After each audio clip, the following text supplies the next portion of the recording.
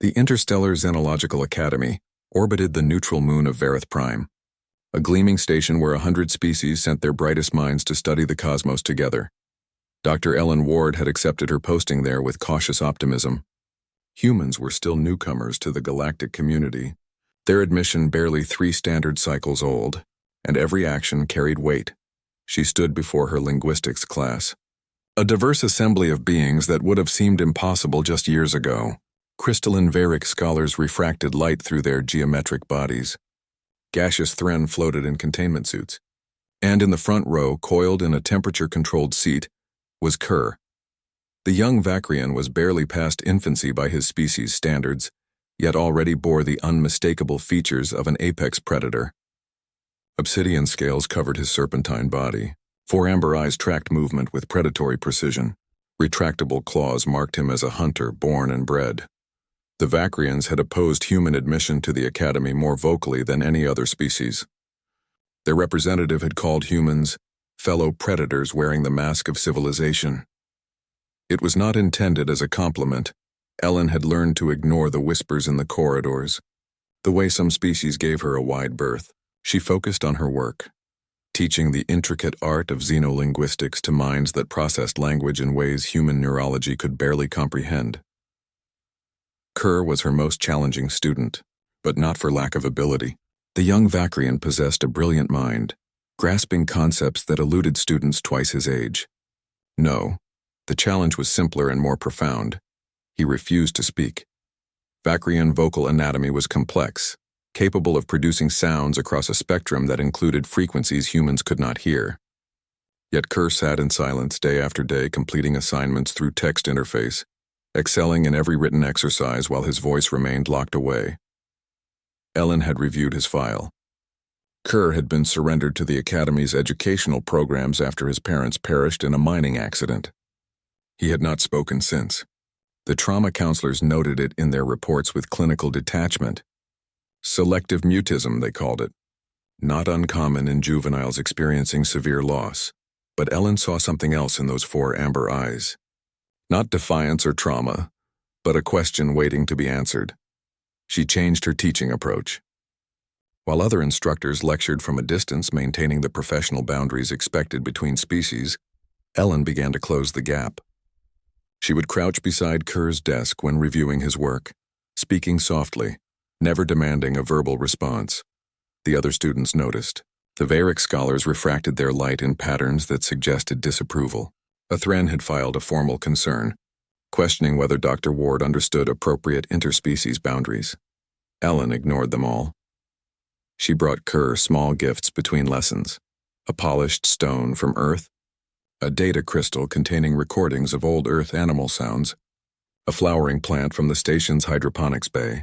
Nothing extravagant, nothing that violated Academy regulations, but tokens that said, "You are seen."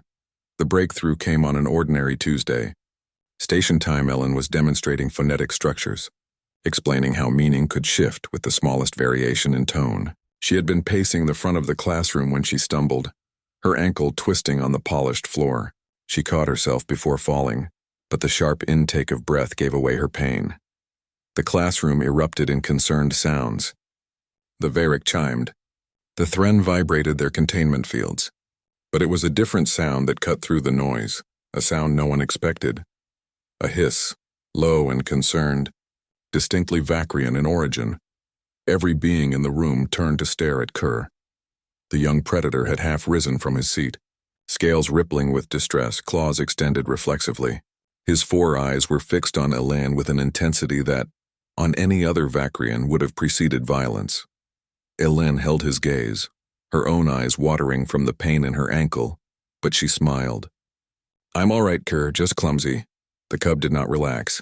He watched as she limped back to her desk as she steadied herself against its edge, and then in a voice that barely qualified as a whisper, rough from months of disuse, he spoke. "Hurt." 1 word. It echoed in the sudden silence like a gunshot. Ellen's breath caught. "Yes," she said softly, "but I'll be fine." Kerr's scales shifted through colors she had learned indicated emotional turmoil in his species. His claws retracted slowly. And then he moved, uncoiling from his seat with that liquid grace all Vacrians possessed, approaching her desk with hesitant steps. Protocol dictated she maintain distance. Academy regulations were explicit about physical contact between species, especially involving predatory species and humans.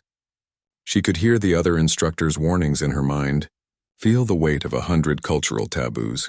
Kerr stopped a meter away, his serpentine body coiled in a posture that made him seem smaller, less threatening. His 4 eyes were wide, reflecting the classroom lights like amber mirrors. "Mama hurt," he whispered. The academy went still. Not a being moved. Not a sound disturbed the sudden, profound silence. Even the station's ambient hum seemed to fade into nothing. That single word, "mama," carried across every translator, rendered in 100 languages, but its meaning needed no translation. Every species in that room understood what they had just witnessed. A predator cub, orphaned and traumatized, had claimed a human as family. Ellen felt tears spring to her eyes. Not from pain, but from something deeper. Something that transcended species and biology and the carefully maintained boundaries of galactic civilization. She saw in Kerr not the dangerous predator his species feared he would become. Not the wild creature that protocol demanded she keep at arm's length. She saw a child who had lost everything, reaching out across the void of grief to connect with the one person who had bothered to see him. Slowly, carefully, Ellen extended her hand. Not to pat his head or touch him, but palm up, an offering of connection. "I'm okay, Kerr. Thank you for worrying about me." The young Vacrian stared at her hand for a long moment. Then, with infinite gentleness, he placed one clawed digit against her palm, the contact lasting barely a second before he pulled back. It was enough.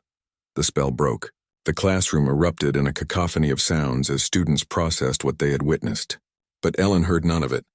She watched as Kerr returned to his seat, his scales settling into a shade of deep blue that her research indicated meant contentment. Later, the administrators would file their reports. The xenopsychologists would debate the implications. The Vacrian delegation would demand explanations. But in that moment, in that classroom where 100 species learned to communicate across the infinite distances between worlds, a simpler truth had been revealed. Sometimes the most human thing was not something uniquely human at all. It was the universal language of care, of seeing another's pain and choosing to bridge the distance, and sometimes, just sometimes, a predator cub calling a human mama was the most natural thing in the galaxy.